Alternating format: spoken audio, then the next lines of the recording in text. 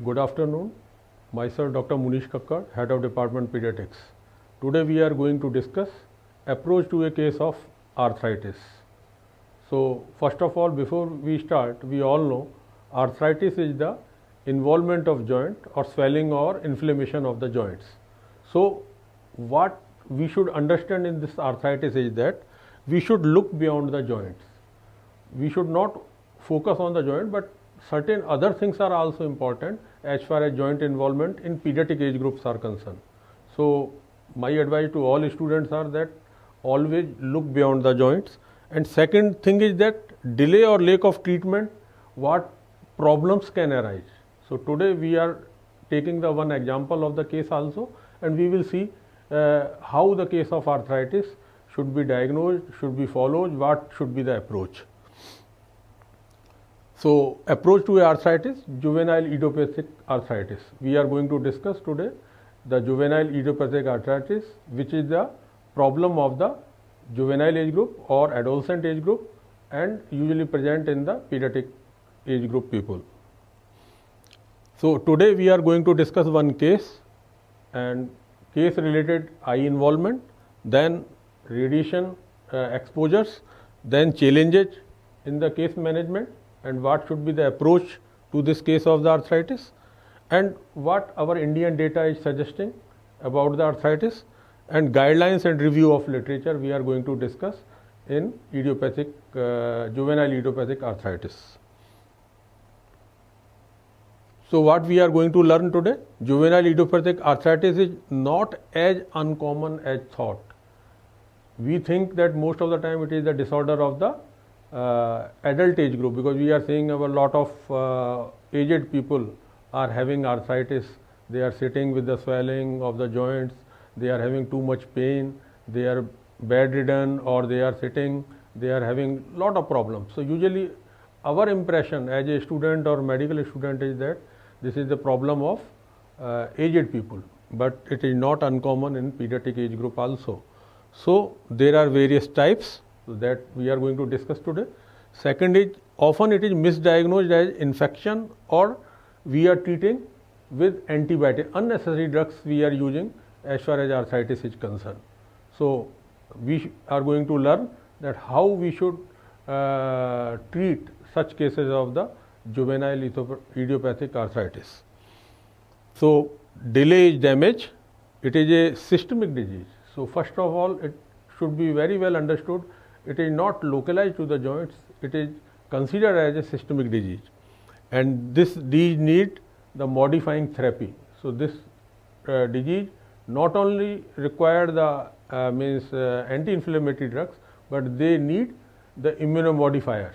So we are going to discuss in later on, and what challenges include in the adherence, chronicity, and other long-term complications. So it is a systemic disease. First of all, very important message. So all students should keep in mind that it is a systemic disease.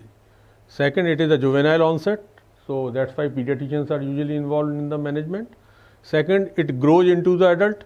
So internist or even medicine people are also treating this disorder. Ophthalmologist and dermatologist, because a lot of other problems are associated for which they need the treatment by the dermatologist, and eye problems are also very serious thing and which should be handled properly. So ophthalmologists are also required, and gastroenterologist, cardiologist, radiologist, lab medicine, orthopedician, and no doubt when these patients are unable to manage by the anti-inflammatory drugs, they might need the biologics or immunomodifier. They will need the rheumatologist if possible and available, and no doubt physiotherapist, and sometimes according to the problem we need the team approach. So this is the case which we managed in our outdoor, by which you people might be able to understand it better way, and you will have the visual impression how juvenile idiopathic arthritis presents. So this is the case, 30-year-old female which came in our OPD, class 7th student, resident of the Rajasthan, and informant was herself and father. What were the complaints in this case? complaints were child was having pain and swelling in multiple joints since 6 years of the age. So now child is 13-year-old. So since last 7 years child is having joints problem and multiple joints are involved, and there are worsening of the symptoms and inability to walk from last 2 months. So since last 2 months problem has reached at peak, and now child is unable to walk since last 2 months. So how the problem started? We have to look back to 2012 or when child was 6-year-old. Fever was there at onset which lasts for 3 days. Then there were intermittent fever with chills. It was followed by right knee swelling, and there was inflammation and swelling was there. Then visited a health professional nearby, so she visited the local doctor, and functional class was that child was having mild problem, so child was able to walk and do all the functions, although there was pain and inflammation of the joint. So next 5 months child fever followed by the additive joints involvement. So we can see shoulder joints are involved, knee joints are involved, elbow joints are involved, wrist and other small joints are involved. Temporomandibular joint is spared in this case, and we can see metacarpophalangeal joints and metatarsal joints are spared in this case. So we can see the pattern of the joints which are involved in this case. So waxing and waning was going on. Sometimes symptoms were worse. Child was unable to do his job and unable to do her studies and all that. But sometimes child was okay also, and child was getting local treatment, sometimes getting relief, sometimes automatically things were correcting. So this pattern keep on going up to 6 to 7 years. So you can see how the things are happening in juvenile idiopathic arthritis. There was symmetrical pattern. Symmetrical means both sides, knee joints were involved, both sides wrist joints were involved, both sides elbow joints were involved. So there was symmetrical pattern. Functional class, still child was able to do her maximum things. Child was able to go to school, child was able to do her functional things. So mild limitation of the functional class was there. So we are going to learn in today's class how we classify the functional involvement of the joints. So in 6.5 years there was no proper diagnosis, no management. Off and on some anti-inflammatory were given, which might be harmful. In certain cases these can lead to even further aggravate the situation involving the other systems like renal systems and all that. In last 6 months ago, child started limping and began to develop deformity. Now child, because of inflammation and ongoing destructions of the joint, child started developing the deformity. She had worsening of the joint pain with early morning stiffness of 60 minutes, and functional status now changed from mild disability to moderate to severe disability of class 3. So how we classify this functional ability of the child? Class 1 is complete functional capacity, where child is able to do all the work with mild discomfort on the joints. Class 2 is functional capacity is there. Child can do the normal activity, but discomfort on too much movement or mobility, there is discomfort. Class 3 is there, functional capacity is adequate to perform some activities of usual occupation or self-care is possible in class 3, but not much work she can do. And class 4 is largely or totally incapacitated, bedridden or confined to a wheelchair, permitting little or no self-care.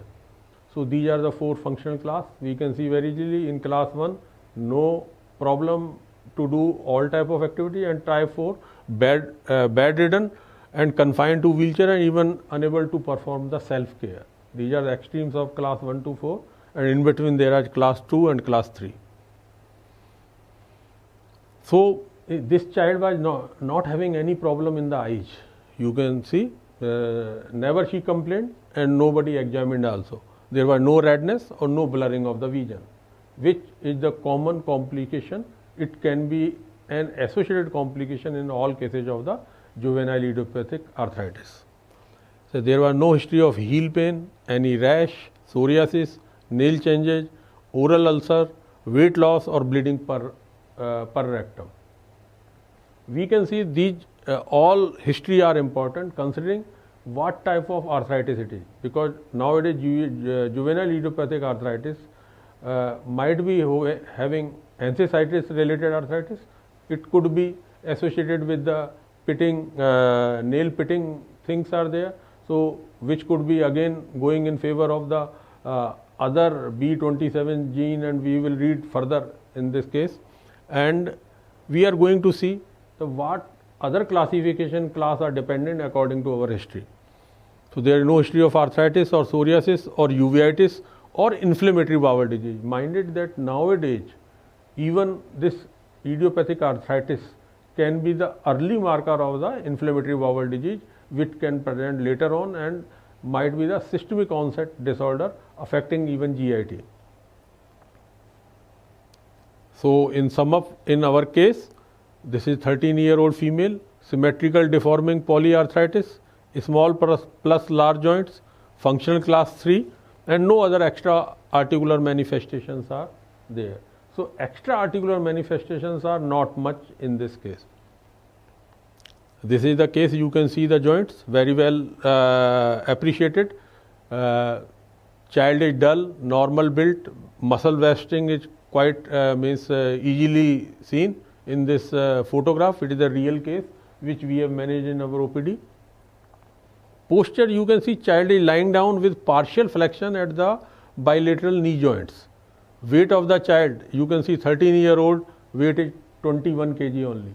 So protein energy malnutrition is quite severe. Height and length could not be taken because of the deformities, flexion deformities and contractures. It is not possible to take height properly. Vitals. So whenever we are examining any such case, first thing is that we should do the anthropometry and general physical examination. Then vitals are important. So pulse was normal, 78 per minute, rhythm regular, character and volume was normal. Respiratory rate was 20 per minute, which was normal. There was no involvement of the respiratory muscles. Blood pressure was absolutely normal, 110/70 for this age group. In supine position and in right arm, blood pressure was normal. Child was afebrile. So here it is also important, these cases sometimes they are febrile also because of the systemic involvement or lot of inflammation of the joints and muscles might be going on. So child might be having the fever also. But in this case there was no fever. Child pallor was present, micrognathia was present. You can see child mouth opening is 2 centimeter only. And how we check mouth opening? We keep 2 fingers and see how much mouth opening is there. If 2 fingers are there and it is going inside the mouth, so it means temporomandibular joints are normal. So this is the one of the bedside test by which we can see whether there is involvement of TM joint inflammation is there or not. No oral ulcer or skin rash. So orally there was no, as we can see in Behçet disease and some other disorders where involvement of oral mucosa is there. Rest of the general examination was unremarkable. So these are all joints are involved and we are doing certain tests for which we will take another class, how to examine the joints. In this case we can see every joint, cervical spine, temporomandibular joint, shoulder joint, elbow joint, wrist, metacarpophalangeal joint, proximal interphalangeal joint, hip joint, knee joint, ankle joint, metatarsal, all joints are involved. And how they should describe whether joint is having tenderness or not, whether there is visible swelling or not, or whether there is limitation of those. Everywhere we have mentioned TSL. So we can see synovitis and synovial hypertrophy in this picture very clear, and there is partial flexion contractures. This is another photograph showing the flexion deformity and non-reducible limitation at ankle joint. You can see very easily in this another photograph. there is minimal movement at the wrist joint and muscle wasting, and shoulder joint, no limitation of the movement, we can see very easily. So in summary, 13-year-old girl comes with deforming, symmetrical and inflammatory polyarthritis with cervical spine involvement, functional class 3, no other extra-articular manifestation. Thank you. We are going to cover the management part in next class.